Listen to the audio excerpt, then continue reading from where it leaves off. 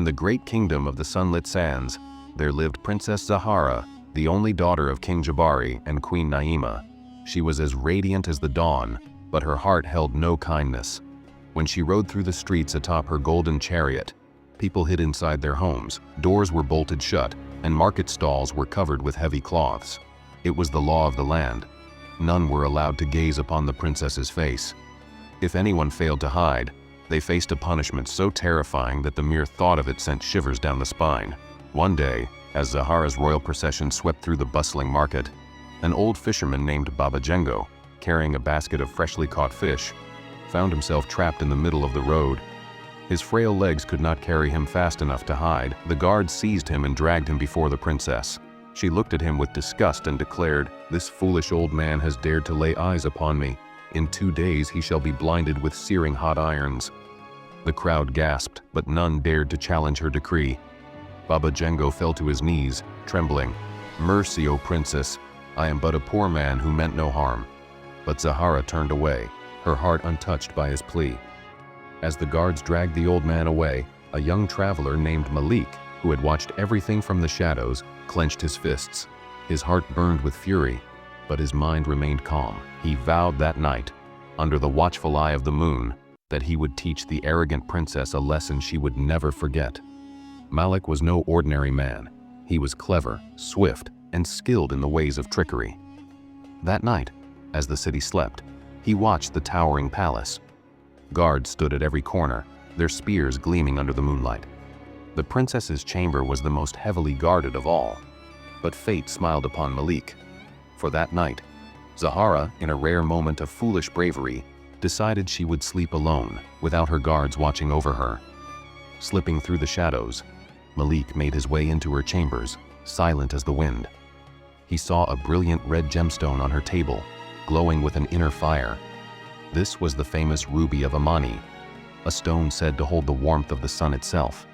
He picked it up, tucked it into his sash, and disappeared into the night like a whisper in the wind. At dawn, Zahara awoke and screamed in rage. The palace was thrown into chaos. The king's voice thundered through the halls, demanding to know who had dared steal the kingdom's greatest treasure. "Whoever returns the ruby shall have any reward they desire," the king announced. And so, later that day, Malik stood before the king's throne, bowing with the elegance of a nobleman. "Your Majesty," he said, "I have returned the stolen ruby." He unwrapped the gem and placed it before the king. The king's eyes shone with joy. "Name your price, and it shall be yours."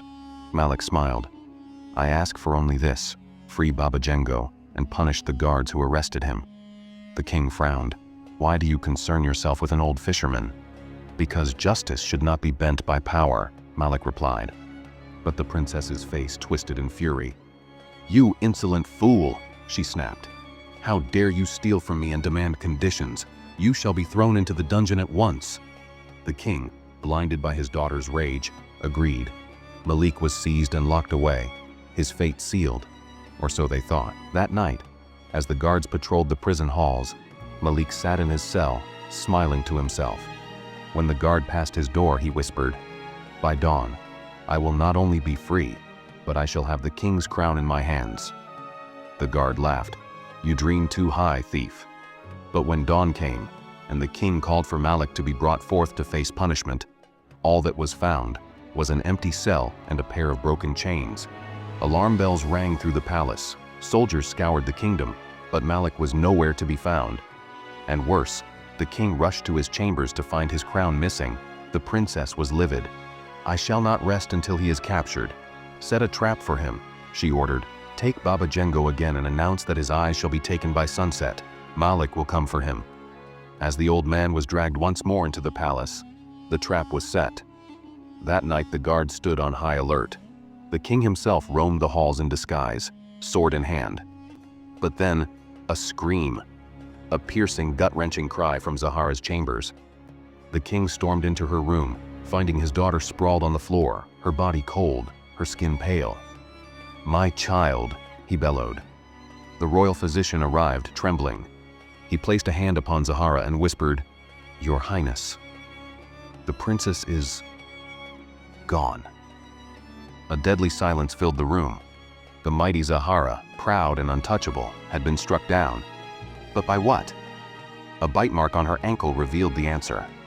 A serpent's bite, and on her bedside table, gleaming under the moonlight, was the stolen crown. The king, overcome with grief, ordered her burial at once. But when he returned the next day to grieve, his daughter's grave had been unearthed, and her body was gone. The king was driven mad with sorrow. He sent his best warriors to scour the land, but no one found the body of Princess Zahara. Far away, in the heart of the wild lands, Malik stood over a small fire, watching as Zahara stirred awake. The princess, confused, looked around. "Where am I?" Malik crouched beside her. "You are alive because I chose to let you be. But you are no longer a princess." "I had a terrifying dream that a snake bit me, leading to my death. I was buried, and then you came, took me out of my grave, and brought me here on a white horse. But that dream was not just a dream, it was reality. Why did you bring me here? What is your purpose? And how did you manage to enter the palace and steal me away despite all the guards?" The panicked princess bombarded him with questions. The young man replied, "Listen, princess, if you truly wish to know, my name is bin Mustafa. My father was a great sorcerer who taught me the art of transforming into a snake. I used to enter your palace in the form of a serpent. The snake that bit you and caused your death, that was none other than me. I knew that if the venom of a snake bite was sucked out within 3 days, the person could come back to life. I did all of this to teach you a lesson and to break your hollow pride." "Forgive me." But the princess's remorseful words had no effect on Malik. He brought her to his home and kept her like a captive, or rather, a servant. For a few days, the princess pleaded with him to let her return to her father, but Malik did not trust her. He believed she was only saying this out of compulsion, hoping to escape his captivity. Time passed, and the princess gradually shed her pride.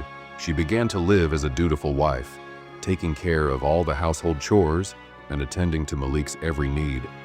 Slowly, Malik's hardness towards her softened, and he began to fall in love with her. Yet he thought to himself, "How can I, the son of a mere sorcerer, ever be worthy of the princess of an entire kingdom?" One day, to test her loyalty, he left her alone at home, giving her every opportunity to escape. He decided that if he found her still at home upon his return, he would confess his love for her. The day passed with great difficulty as he anxiously waited for the night to come.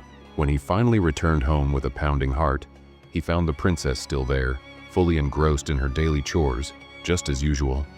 That day, after much thought and contemplation, he made a decision. There could be no future for them.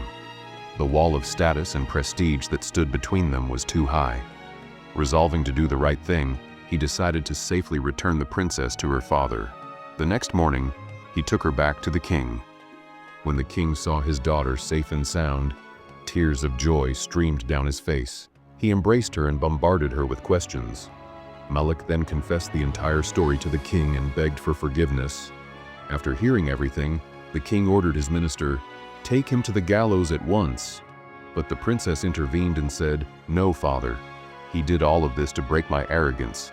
I now accept him in my heart as my husband. If anything happens to him, I will also give up my life." Bound by his daughter's love, the king relented and arranged their marriage. Gone were the old laws, and the people of the kingdom began to live happily once more. The princess and Malik, too, found happiness together. So, dear friends, how is the story, and which is your favorite part of the story? Tell me in comment box. We will meet soon. Take care of yourself and your family.